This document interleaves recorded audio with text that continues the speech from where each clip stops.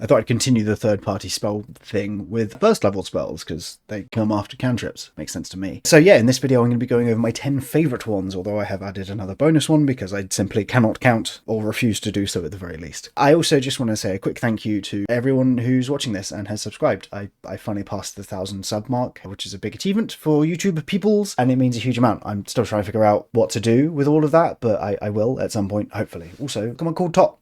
It's called Top. Anyway, let's get into it. This time around, the bonus spell is Delay, which is from Ballistic's Secrets. This is an action to cast. It has a 60-foot area. It reads, you briefly slow time for a creature of your choice that you can see within range. The target must succeed on a wisdom saving throw or be moved to last place in the initiative order from the start of next round onwards. I really like the design of this spell. I love when the player can interact with meta elements, but for like in-game reasons, and this is a really good example of that. It's niche in terms of how powerful it is, but it could potentially mean that you take a turn from a target, especially if you can all pile onto it. So I really like it. Outside of that, we're going to be doing this predominantly in alphabetical order again, because I like to do that.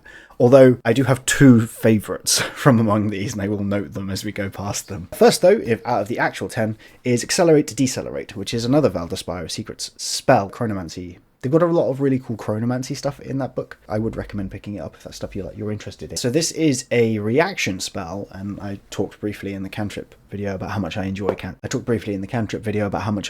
reaction spells because they're quite niche, and I like giving yourself extra reactions. That's why shield and counterspell are so much fun. This one accelerates or decelerates an attack the instant before it strikes, lessening or multiplying its force. If you accelerate, the target takes an extra 2d6 damage from the attack, the damage being the same type as the triggering attack.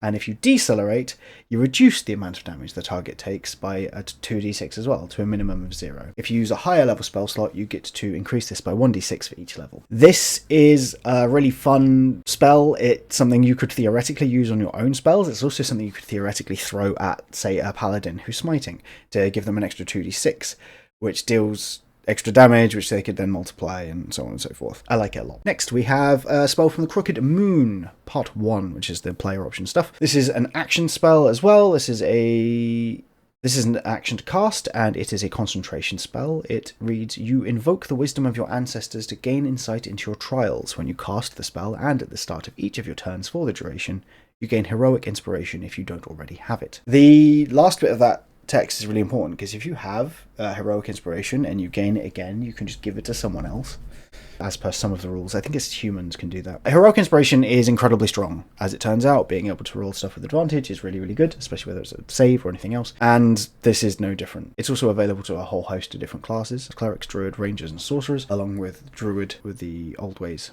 druid. It's awesome. I like it a lot. It's also technically not a combat spell. Something that definitely is a combat spell is Ballistic Smite. This is from the Gunslinger class from Ballistic Secrets as well. It's a bonus action to cast, which you take immediately after hitting a creature with a ranged weapon. Then you choose Acid, Cold, Fire, Lightning, Poison, or Thunder, and the target hit by the attack takes an extra 2d6 damage of the chosen type. The triggering attack can deal the chosen damage type or its normal damage type. I like that a lot.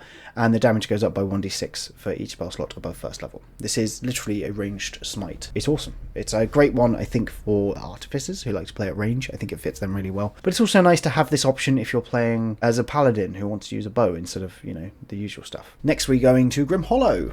Of course, I love it. This is Binding Pledge. This is a ritual spell you can cast. When you cast the spell, a willing creature within range makes a promise, swears an oath, or enters into a contract. For the duration of the spell, you immediately know if the creature breaks the promise or whatever. If that happens for the remainder of the duration of the spell, you know the distance and direction to the creature.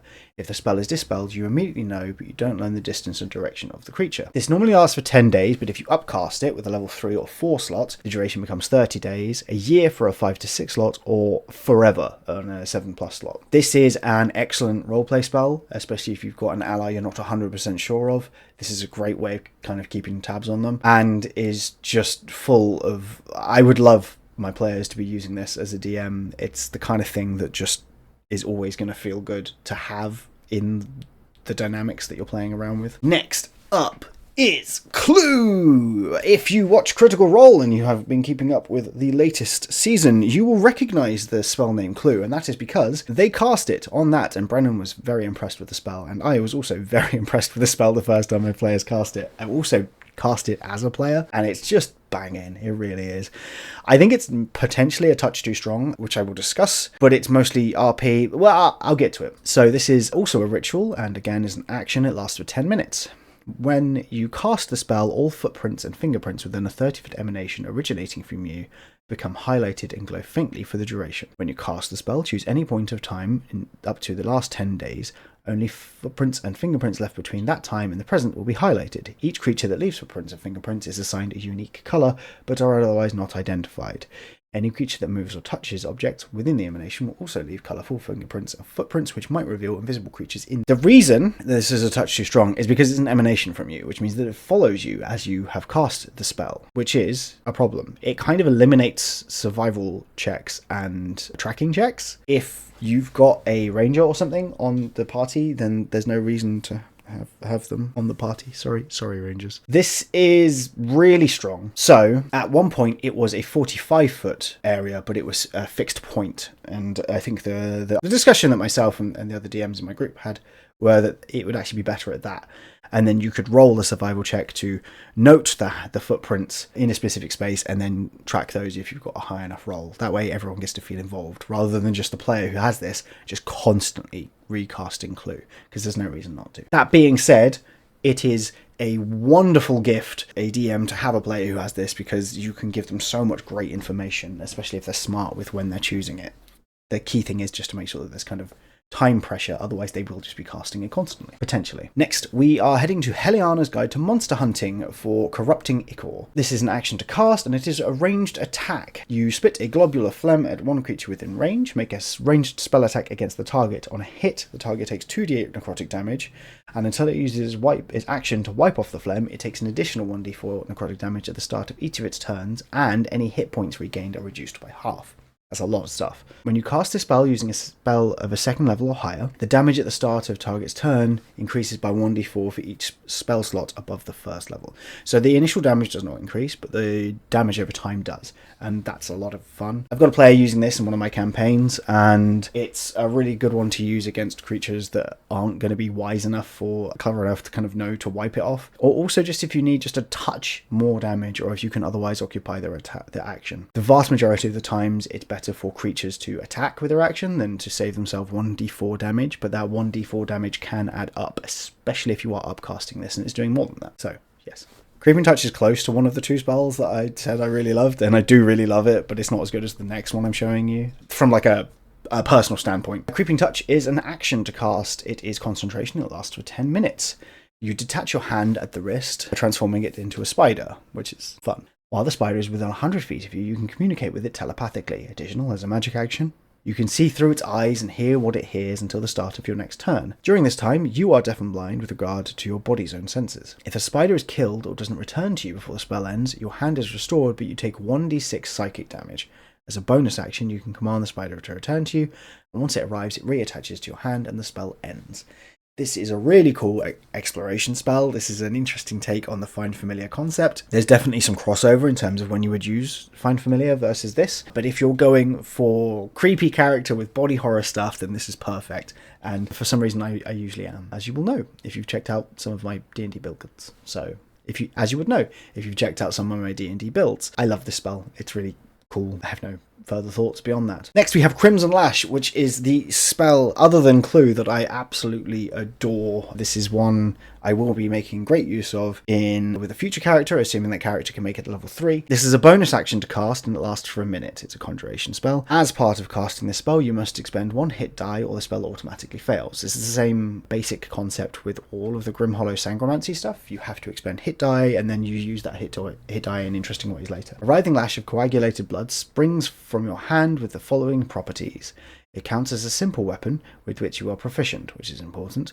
It has the light, finesse, and reach properties. You can use your spellcasting ability modifier instead of your strength or dexterity modifier for the attack and damage rolls with this weapon. Its damage die is the same as the hit die expended to cast the spell. So the higher your hit die is, the stronger the spell is, which means that it's an interesting kind of toss-up between those two things. There is a feature which lets you have 2 Sangromancy dice, which are d12s. That's generally something that you're going to want to take if you're building around these spells, but either way, it's an interesting way of changing how the damage works. And each time a creature takes damage from the weapon, its hit point maximum decreases by an amount equal to the damage taken. So this is just a weapon. What's interesting is this is not concentration. So theoretically, you could do this twice to have 2 weapons, and then you could attack with one as your bonus action, if that's what you wanted to do. So that's 2 attacks. I think the intended design is not that, though, and that's because of how it upcasts. If you use a higher level spell, a 3 or 4 slot spell slot lets you make 2 weapon attacks with a weapon instead of 1 when you take the attack action. And if you use a level 5 or above spell slot, you can make 3 attacks with the attack action instead. When I talked about how much I love this spell during my review of one of the subclasses that get it, I think it was the Druid of the Old Ways, or the Druid of Blood, the Blood Druid, I can't remember what it's called. It slips from my mind, as so many things do. Anyway, I was talking about how much I love this spell and I love this design because it lets casters make multiple attacks. And someone said that that kind of treads on the toes of marshals who wouldn't be able to do the same. And while I do understand that point, and I genuinely do, the risk that casters take by going into melee range is that they tend to have far lower health pools, which means you've really kind of got to build into that and build into your tanking and consider that when you're casting a spell like this. I do fully understand that it does kind of encroach, but I do also think the spell is sick, so I can't help myself but kind of be enamored with it. You can also use this, so this is naturally for wizards and warlocks, but both the druid and the cleric, not both. So the druid, the cleric, so the druid, the cleric, and the sorcerer, I think, all have Sangromancy themed subclasses. And obviously, as this is a first level wizard spell, you can just take Wizard Initiate to get this. Even if you're not taking the extra attacks because of the spell slot you're using, you can still use this as your weapon to get extra attack if you normally have extra attack. If you're a fighter or a barbarian or something like that. So it's not like it's limited to just them, it just gives them a way of using that as well. Those are my arguments in favour of it. I fully understand that it might not be for you, and that's fine. But for me, mwah! I love it. I just love it. I turned into Tim Curry slightly there for some reason. Anyway, it's a bang. I love it. It's great. Next up is another... This is a weird spell. It's extraordinarily fey-coded, and it's from the Book of Ebb and Tides. I'm not going to get much chance to talk about the book. I did talk about this briefly in the Cantrip video, mostly because a lot of the spells and the features in the book are incredibly setting specific. However, this one is just pure fey chaos. This is an action to cast an instantaneous effect. The Bard, Sorcerer, Warlock, and Wizard get this, so it's pretty easy to get. You cause a small bit of bad luck to befall a creature, making it look humorously foolish. You create one of the following effects, so you do get to choose. A small oily puddle appears under the feet of your target, causing it to lose balance. The target must succeed in a dex save or be unable to use its bonus action on its next turn as it regains its footing. Tiny particles blow in your target's face, causing it to sneeze. The target must make a con save or have disadvantage on its first attack roll on its next turn. Strobing lights flash briefly before your target's eyes, causing difficulties with its vision. It must make a con save or its passive perception is halved until the target feels the sensation of a quick mild clap against its ears, briefly disorientating it. The target must succeed in a con save to maintain its concentration. So you can just trigger a concentration save for that. You can do that with damage anyway, so that one's a bit silly, but I'm here for it. And finally, an invisible force sharply tugs the target's trousers, causing their clothing to slip.